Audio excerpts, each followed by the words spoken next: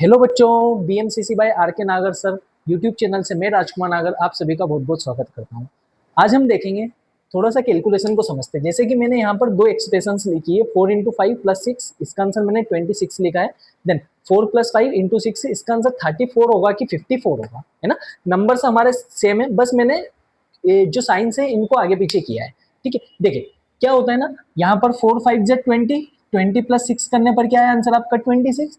यहाँ पर देखोगे तो देखिए मैं इसको दो तरीके से सोल्व कर सकता हूँ। 4 प्लस 5 हो जाएगा 9, और 9 इंटू 6 करोगे तो आंसर क्या आएगा आपका 54, 9 6 54। या तो फिर 5 इंटू 6 करोगे तो 5 6 30, इसके बाद में 30 में 4 को प्लस करोगे तो आंसर क्या आ जाएगा आपका 34। अब दोनों में से कौन सा आंसर हमारा सही होगा, इसको बताने के लिए हम बात करते हैं थोड़ी सी हमारे मैथ्स के कैलकुलेशन करने के लिए जो सीक्वेंस होता है उस रूल की, जिसको हम बोलते हैं बोर्ड मास। क्या नाम होता है आपका? बोर्ड मास। BODMAS। इसके ऊपर बात कर लेते हैं कि ये बोर्ड मास रूल आपका क्या होता है। चलिए इसको मैं थोड़ा सा आपको एक्सप्लेन करता हूं, क्या होता है आपका बोर्ड मास। इसको मैं अभी उधर कर रहा हूं, समझिएगा क्या होता है। बोर्ड मास के पहले वैसे तो वी भी होता है, वी का मतलब होता है वेनकुलम, वेनकुलम का मतलब होता है बार। बेसिकली ये थोड़ा सा हम अभी इसको हटा रहे हैं, ये क्या होगा इसके बारे में हम फिर कभी बात कर लेंगे। सबसे पहले तो आप इसको समझिए, BODMAS का मतलब क्या होता है।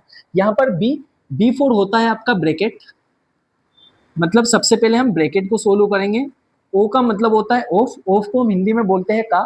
जैसे कि कुछ क्वेश्चन आते हैं हमारे पास कि भाई 26% ऑफ 50, तो उसके लिए यहाँ पर ये जो ऑफ है उसका मतलब यही होता है। इसके अलावा इसका मतलब भी क्या होता है, इसका बेसिकली हम मल्टीप्लाई करते हैं, वो मैं आपको समझाऊंगा।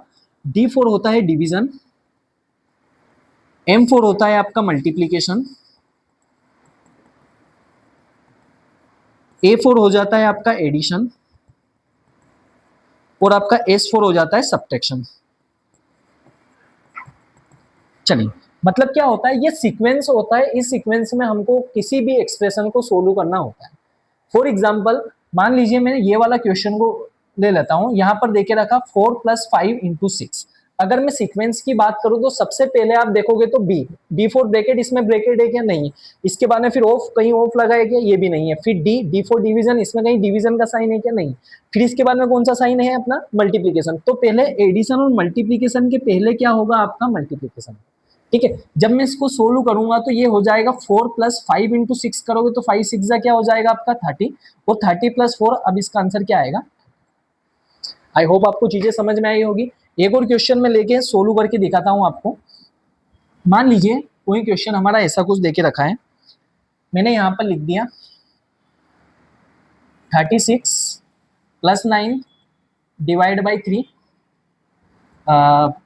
मल्टीप्लाई बाई 4, इसके बाद में फिर माइनस कुछ भी लिख दिया आपने, माइनस का 1 ही लिख दिया। ठीक है, अब इसको मुझे सोल्व करना है, तो इसको सोल्व करने का क्या तरीका होगा? सबसे पहले आप डिवीजन करोगे, जो भी आंसर आता है फिर उसका मल्टीप्लीकेशन होगा, देन आपका एडिशन होगा, फिर क्या होगा? सब्ट्रैक्शन होगा। अगर मुझे इसको प्लस करना है तो पहले मैं 36 प्लस 9 नहीं करूंगा। According to board mass rule सबसे पहले क्या होगा आपका? डिवीजन होगा। तो डिवीजन के लिए पहले ये वाली एक्सप्रेशन सोल्व होगी, बाकी सब ऐसे के ऐसे लिखे रहेंगे। तो ये हो जाएगा 36 प्लस 9 को जब मैं 3 से डिवाइड करूंगा तो आंसर क्या आएगा आपका 3 इंटू 4 माइनस 1। अब इसको इसमें प्लस नहीं करना है, पहले क्या करना है आपको? मल्टीप्लाई करना है। तो ये बन जाएगा आपका 36 प्लस 4 3 से कितना हो जाएगा 12 माइनस 1। इन दोनों को अब एडिशन करना है, मल्टीप्लीकेशन के बाद में क्या करना है? एडिशन। तो 36 प्लस 8 12 करोगे तो 48, 48 माइनस 1 का मतलब क्या हो जाएगा? आपका आंसर आ जाएगा यहाँ पर 47। ये आपका एकदम सही आंसर। ठीक है, आई होप आपको चीजें समझ में आई होगी। Thank you.